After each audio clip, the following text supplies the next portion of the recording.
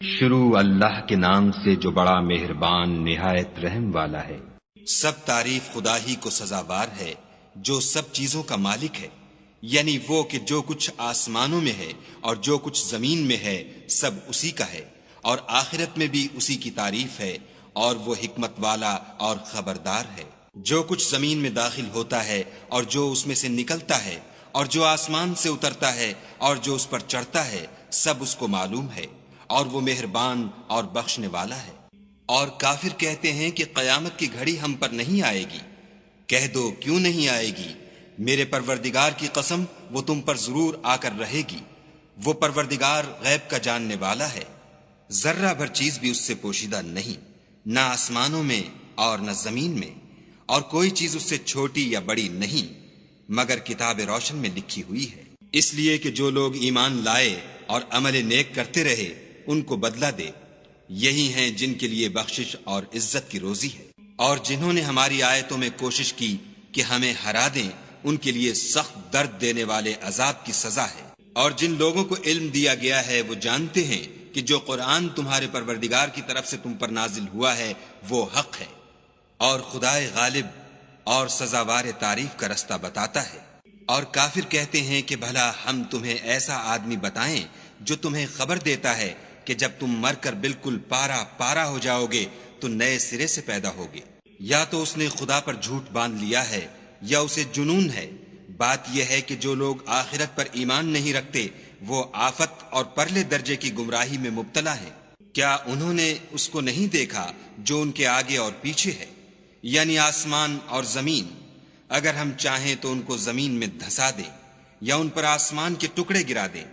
اس میں ہر بندے کے لیے جو رجوع کرنے والا ہے ایک نشانی ہے۔ اور ہم نے داؤد کو اپنی طرف سے برتری بخشی تھی۔ اے پہاڑوں ان کے ساتھ تسبیح کرو، اور پرندوں کو ان کا مسخر کر دیا، اور ان کے لیے ہم نے لوہے کو نرم کر دیا کہ کشادہ زرہ بناؤ، اور کڑیوں کو اندازے سے جوڑو اور نیک عمل کرو۔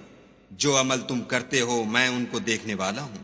اور ہوا کو ہم نے سلیمان کا تابع کر دیا تھا، اس کی صبح کی منزل 1 مہینے کی راہ ہوتی اور شام کی منزل بھی مہینے بھر کی ہوتی۔ اور ان کے لیے ہم نے تانبے کا چشمہ بہا دیا تھا، اور جنوں میں سے ایسے تھے جو ان کے پروردگار کے حکم سے ان کے آگے کام کرتے تھے، اور جو کوئی ان میں سے ہمارے حکم سے پھرے گا اس کو ہم جہنم کی آگ کا مزہ چکھائیں گے۔ وہ جو چاہتے یہ ان کے لیے بناتے، یعنی قلعے اور مجسمے اور بڑے بڑے لگن جیسے تالاب اور دیگیں جو ایک ہی جگہ رکھی رہیں۔ اے داؤد کی اولاد میرا شکر کرو، اور میرے بندوں میں شکر گزار تھوڑے ہیں۔ پھر جب ہم نے ان کے لیے موت کا حکم صادر کیا تو کسی چیز سے ان کا مرنا معلوم نہ ہوا مگر گھن کے کیڑے سے جو ان کے عصا کو کھاتا رہا۔ جب عصا گر پڑا تب جنوں کو معلوم ہوا اور کہنے لگے کہ اگر وہ غیب جانتے ہوتے تو ذلت کی تکلیف میں نہ رہتے۔ اہل سبا کے لیے ان کے مقام بود و باش میں ایک نشانی تھی، یعنی 2 باغ، ایک داہنی طرف اور ایک بائیں طرف۔ اپنے پروردگار کا رزق کھاؤ اور اس کا شکر کرو۔ یہاں تمہارے رہنے کو یہ پاکیزہ شہر ہے، اور وہاں بخشنے کو خدائے غفار۔ تو انہوں نے شکر گزاری سے منہ پھیر لیا، بس ہم نے ان پر زور کا سیلاب چھوڑ دیا، اور انہیں ان کے باغوں کے بدلے 2 ایسے باغ دیے جن کے میوے بد مزہ تھے، اور جن میں کچھ تو جھاؤ تھا اور تھوڑی سی بیریاں۔ یہ ہم نے ان کی ناشکری کی ان کو سزا دی، اور ہم سزا ناشکرے ہی کو دیا کرتے ہیں۔ اور ہم نے ان کے اور شام میں ان کی بستیوں کے درمیان جن میں ہم نے برکت دی تھی